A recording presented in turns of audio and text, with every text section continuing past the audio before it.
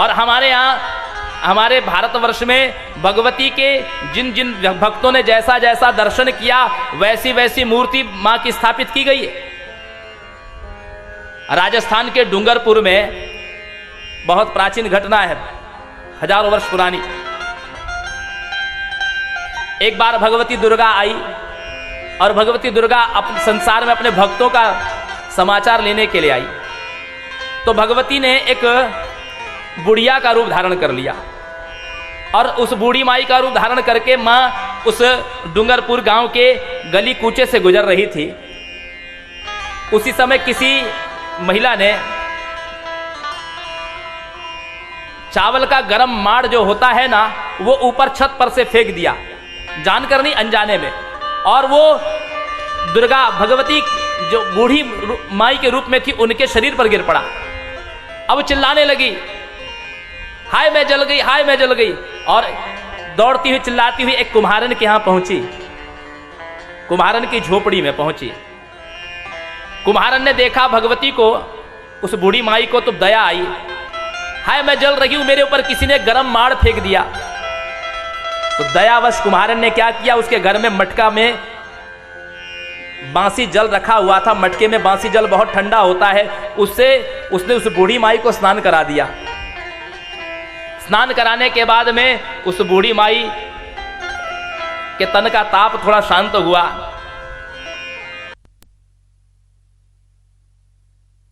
उस कुम्हारन के घर में एक बांसी भात और दही रखा हुआ था, वो उसने मां को ला करके दे दिया। बांसी भात और दही खा करके उसके भीतर की वेदना भी शांत हो गई। बोले बैठना, मुझे बैठना है। कहाँ बैठूं? उसके यहाँ कोई कुर्सी सोफा तो था ही नहीं। उस कुम्हारन के घर में गधा था, उस गधे के ऊपर ही उसने उस बूढ़ी माई को बिठा दिया, गधे के ऊपर ही बैठ गई। कुम्हारन ने कहा, ला माई मैं तेरे केस संवार देती हूं। जब कंघे से बाल संवारने लगी तो कुम्हारन को भगवती के मस्तक पर एक नेत्र दिखाई दिया। अब तो नेत्र देख करके वो घबरा गई और भूमि पर गिर पड़ी। भगवती ने अपना दर्शन करा दिया। दुर्गा कुम्हारन से कहा, मैं तुझे कुछ देना चाहती हूं, तूने मेरी ज्वाला को शांत किया है, मुझे शीतल किया है, तो मैं तुझे कुछ देना चाहती हूं। मैं तुझ पर क्या कृपा करूं? बोले मां मेरे घर की इस दरिद्रता को झाड़ दे। उस कुम्हारन के घर में एक झाड़ू रखी थी, मां ने उस झाड़ू को उठाया और उसके घर की दरिद्रता को साफ कर दिया। और उस कुम्हारन ने भगवती का जो स्वरूप देखा सज्जनों माताओं, गधे पर विराजमान, हाथ में झाड़ू लिए हुए, और उस भगवती दुर्गा को क्या नाम दिया? शीतला। क्या नाम दिया? शीतला। बोलिए शीतला मैया की। तो सबको एक जैसा दर्शन हो ये संभव नहीं है। मां के अनेक रूप है, किसको किस रूप में मां दर्शन दे, तो व्यक्ति का अनुभव बोलना चाहिए। तो ज्ञानी जो होता है उसका अनुभव बोलता है, ज्ञानी भक्त का अनुभव बोलता है। ज्ञानी की सबसे बड़ी पहचान क्या है? ज्ञानी भक्त की पहचान क्या है?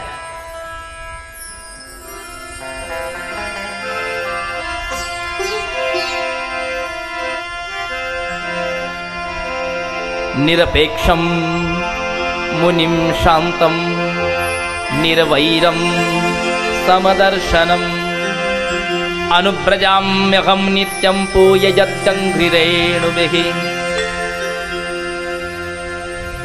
ज्ञानी भक्त की सबसे पहली पहचान निरपेक्ष होता है, उसकी किसी से कोई अपेक्षा नहीं होती। वो किसी से कोई अपेक्षा नहीं रखता कि कोई हमको नहीं निंदा नहीं अस्तुति, जाके नानक जी कहते हैं, नहीं निंदा नहीं अस्तुति जाके बैरी मीत समान, कह नानक सुन रे मना मुक्तता हिते जान।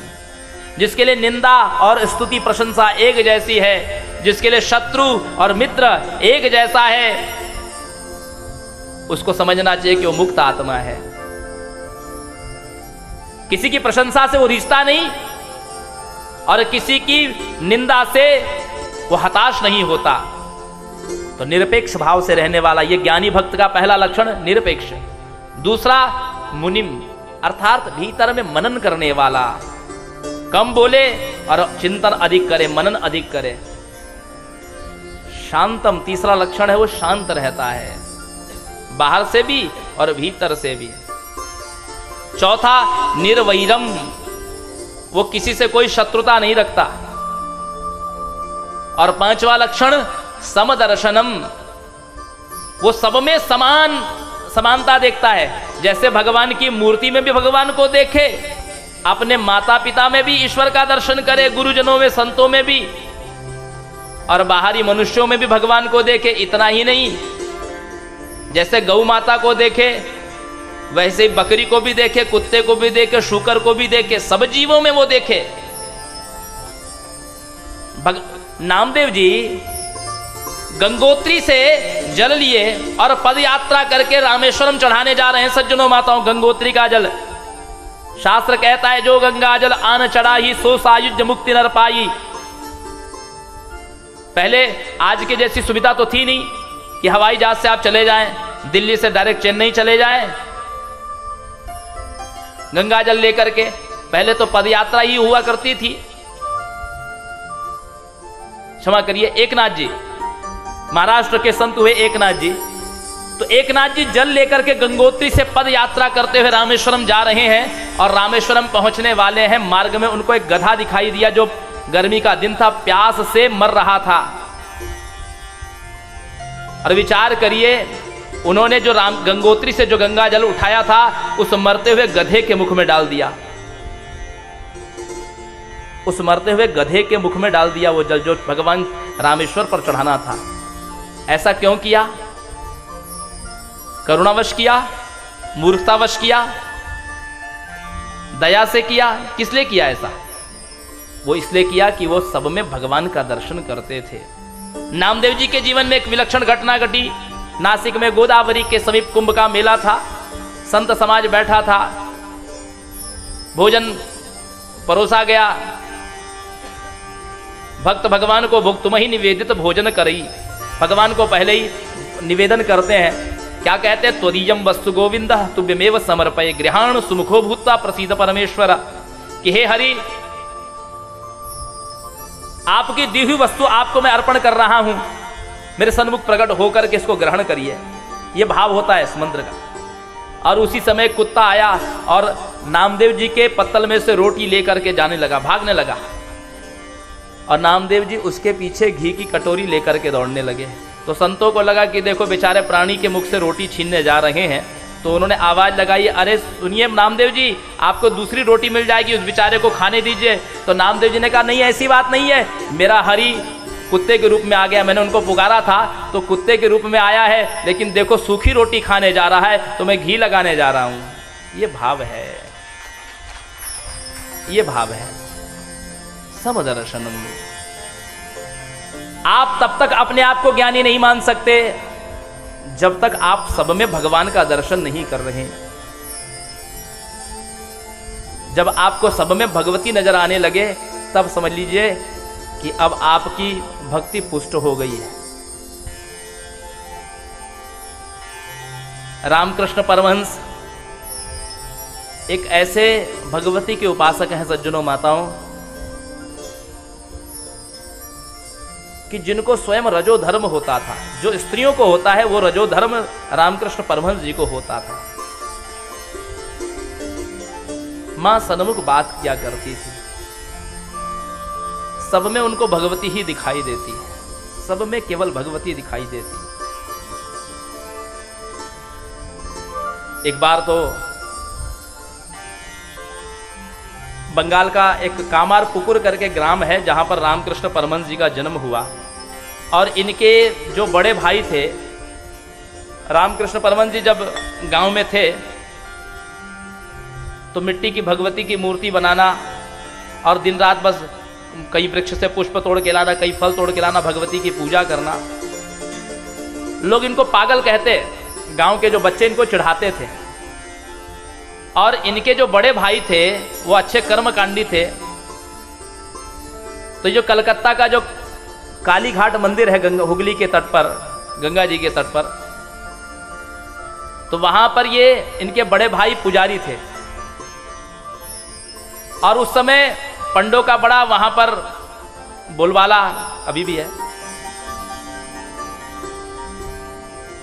तो गांव से इनको पढ़ाई लिखाई नहीं किया इन्होंने, तो गांव से इनको वहां पर लेकर के गए कि कोलकाता में इनको पढ़ाई लिखाए रामकृष्ण परमहंस जी को। तो बड़े भैया ने एक अच्छे वेदांती जी को बुलाया। वेदांती जी को कहा कि आप मेरे भाई को कुछ कर्मकांड सिखाइए। और बहुत प्रकांड विद्वान थे वेदांती जी, और कहा कि इनको मेरे भाई को जरा आप कुछ कर्मकांड सिखाइए ताकि काली जी की उपासना कर सके।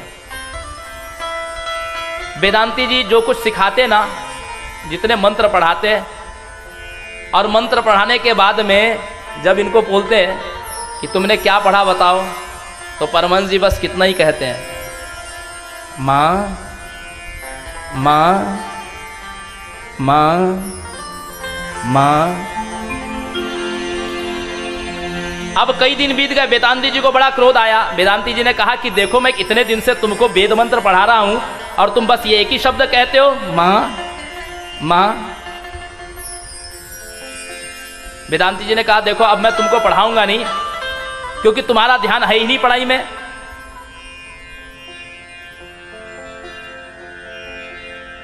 एक दिन गुस्सा आया वेदांती जी को। वेदांती जी ने कहा कि देखो अब मैं जा रहा हूं, तुम मेरी बात मानते नहीं हो। अभी भी एक कोई छोटा सा श्लोक बोल के सुना दो, जो मैंने इतने दिन से महीनों से तुम्हारे पीछे मेहनत कर रहा हूं। कुछ एक छोटा सा श्लोक तो बोल के सुना दो, मंत्र तो बोल के सुना दो। परमहंस जी वैसे ही कहते हैं, मां मां मां। अब वेदांती जी क्रोधित हो गए, आग बबूला हो गए। बोले तू नहीं सुधरेगा, मैं जा रहा हूं अब, और तू अपने भाई से कह देना कि तू कभी जीवन में कुछ नहीं कर पाएगा, तू कुछ नहीं पढ़ सकता कभी। मैं जा रहा हूं, ले मैं अपना सामान लिया, अपना झोला, अब मैं चल रहा हूं। और जैसे ही गए 4 कदम आगे बढ़े, फिर वेदांती जी वापस आए। एक बार बोल के दिखा, तो कैसे बोलता है। एक बार फिर से बोल के दिखा, तो कहते हैं मां मां।